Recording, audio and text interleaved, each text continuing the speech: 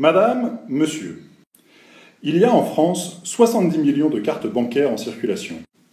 Près de 2/3 de ces cartes sont distribuées par la société américaine Visa.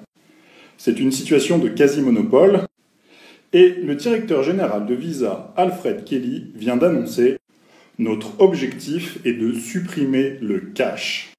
Le responsable mondial des produits de la société, Jack Forestell, a lui annoncé qu'ils entendaient interdire les paiements liquides à leurs commerçants.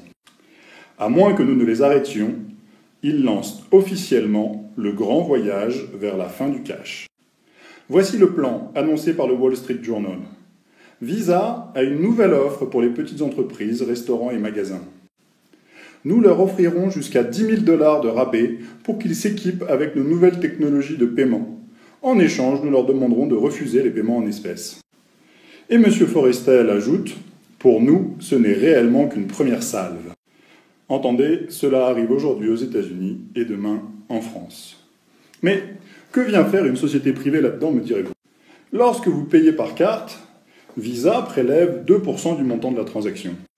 Or, pour les achats courants, plus d'un paiement sur deux se fait encore en argent liquide en Europe. Dans des pays comme l'Allemagne ou l'Autriche, très attachés à l'argent liquide, il y a même plus d'euros échangés en liquide que par carte. En Inde, l'activité de Visa a bondi de 75% instantanément lorsque le gouvernement a retiré de la circulation la presque totalité des billets. Et tout cela sans générer de révolte. Le plan se déroule comme prévu. Imaginez la manne financière de la fin de l'argent liquide en France et en Europe pour une société comme Visa. Et pourtant, vos pièces et vos billets ont ce que l'on appelle un cours légal. Personne n'a le droit de les refuser en Europe. La monnaie est un instrument de souveraineté. C'est à l'État et au peuple de décider de la forme de leur monnaie.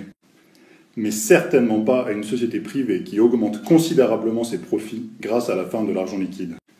Mais Visa est le complice parfait pour le hold-up du siècle. Cette annonce du directeur général de Visa suit de quelques mois la publication d'un rapport du Fonds monétaire international. Et voilà ce que vous pouvez lire dans ce rapport. Il semble préférable que la fin des paiements en liquide vienne du secteur privé et non du secteur public.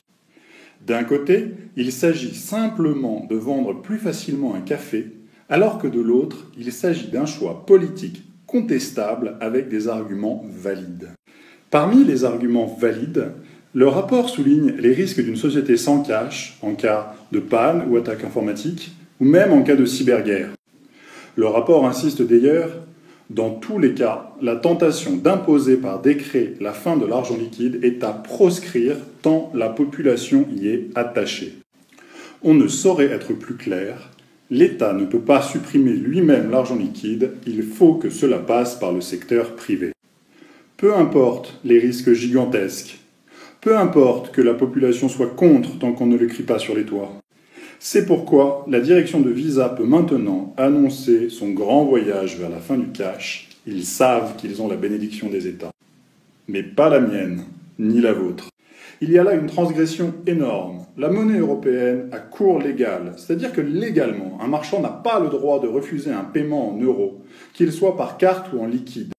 En acceptant que Visa interdise à ses commerçants d'accepter les paiements en liquide, l'État accepte que la loi de Visa passe avant la sienne. Il détruit de facto le fondement même de sa monnaie, celui d'être accepté partout sur son territoire. Bien sûr, l'abandon de souveraineté de l'État n'est pas gratuit. Selon l'économiste Henri Bourguignat, professeur à l'université Montesquieu de Bordeaux, la fin de l'argent liquide permettra également au pouvoir public de taxer l'épargne sans échappatoire possible. C'est le dernier impôt qui n'avait pas encore été inventé. Vous allez payer pour avoir le droit d'économiser de l'argent. Vous payez pour le droit de ne pas dépenser.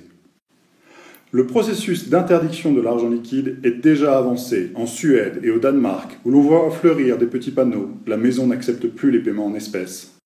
La fin de l'argent liquide approche à grands pas et sans aucune précaution. C'est une véritable guerre qui est menée contre l'argent liquide avec, d'un côté, les appétits à court terme des hommes politiques et grands hommes d'affaires.